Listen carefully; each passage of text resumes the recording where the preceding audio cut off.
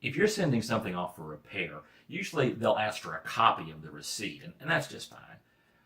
But sometimes you're doing something different, like you're flying on an airplane. And if you're going through security to get on an airplane, they're not going to settle for a copy of the passport. They need the real thing.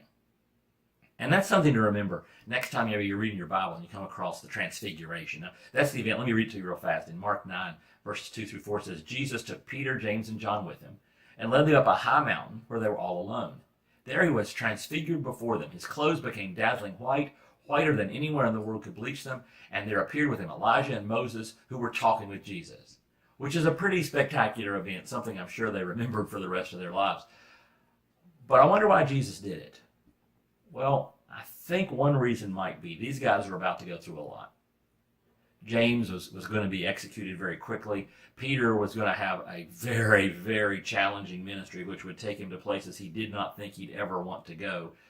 And John was going to end up exiled on an island alone after spending his entire life serving God.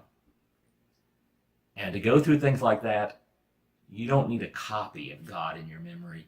You need the full thing. You need the real thing. So Jesus took him up on a mountain and he showed him who he really was. They didn't need a great carpenter turned rabbi. They needed an encounter with the Son of God in all his glory. So God gave him that.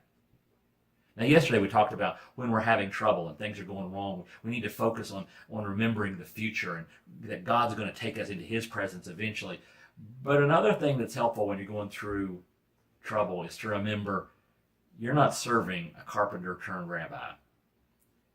You're serving the Son of God in all his glory. And he has your steps numbered, and he loves you more than you could possibly imagine. And he's got all this under his control, even if it seems totally out of yours.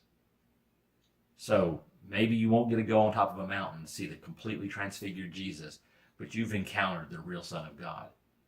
When you're in trouble, when things are going badly, remember that. And that's today's Jumpstart.